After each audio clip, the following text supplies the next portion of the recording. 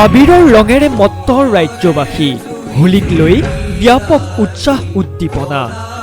আজি পবিত্ৰ ফাকুৱা উৎসৱ সমগ্ৰ দেশৰ লগতে মহাপুৰুষ শ্ৰীমন্ত শংকৰদেৱ গুৰুজনাৰ জন্মস্থান বটদ্ৰৱা থানতো দেখা গ'ল ব্যাপক উল্লাস উদ্দীপনা। ফাকুৱাৰ ৰঙেৰে ৰঙীন হৈ পৰিল বটদ্ৰৱা থান।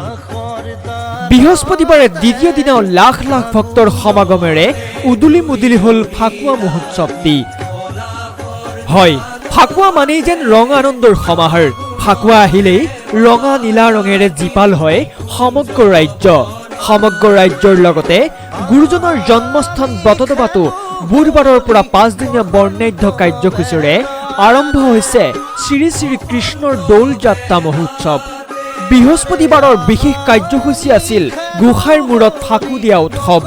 সেয়েহে পুৱাৰে পৰাই ধৰ্মীয় নীতি নিয়মেৰে গোসাঁই সেৱা কৰি গোসাঁইৰ মূৰত ফাকু দিয়া উৎসৱটি পালন কৰে বটদ্ৰৱা থানৰ ভকত বৈষ্ণৱে, যাক লৈ দ্বিতীয় দিনাও পুৱাৰে পৰা বিভিন্ন বৰ্ণাঢ্য কাৰ্যসূচীৰে উখল মাখল পৰিৱেশে বিৰাজ কৰিছে বটদ্ৰৱা থানত। পুৱাৰে পৰাই ৰাজ্যৰ বিভিন্ন ঠাইৰ পৰা আগমন ঘটিছে লাখ লাখ ভক্তৰ। দেখা গ'ল দৰ্শনাৰ্থীৰ লানি নিচিগা ভিৰ। কেনেকুৱা লাগিছে? ভাল লাগিছে। শংকৰদেৱৰ জন্মস্থান, পবিত্ৰ স্থান, আমাৰ জগতগুৰু তেওঁ। কি অনুভৱ আপোনাৰ? কি অনুভৱ? মানে শান্তি অনুভৱ আহে। তেওঁ খুব ৰাইজৰ মানে কাম কৰি থৈ গৈছে, সেই অনুভৱ আহে।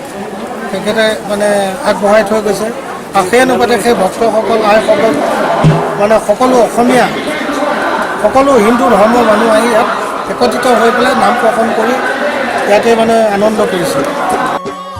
ৰঙা নীলা আবিৰৰ সমাহাৰত যেন বৰ্ণিল হ'ল বটদ্ৰৱাৰ আকাশ। আবিৰৰ ৰঙেৰে অপায় অমংগল নাশ কৰি ভাতৃত্ববোধৰ এনাজৰীৰে সমাজখনক একগোট কৰাৰো যেন সপোন দেখিছে বহুতেই। আনহাতে বৃহস্পতিবাৰে কৃষ্ণ গোসাঁইক বিশাল সাংস্কৃতিক শোভাযাত্ৰাৰে কীৰ্তন ঘৰৰ পৰা দৌল মন্দিৰলৈ লৈ যোৱা হ'ব। সকলোলৈকে হোলীৰ শুভেচ্ছা জ্ঞাপন কৰি ধিঙৰ পৰা ছাইদুল ইছলামৰ ৰিপৰ্ট, টাইমছ গুৱাহাটী।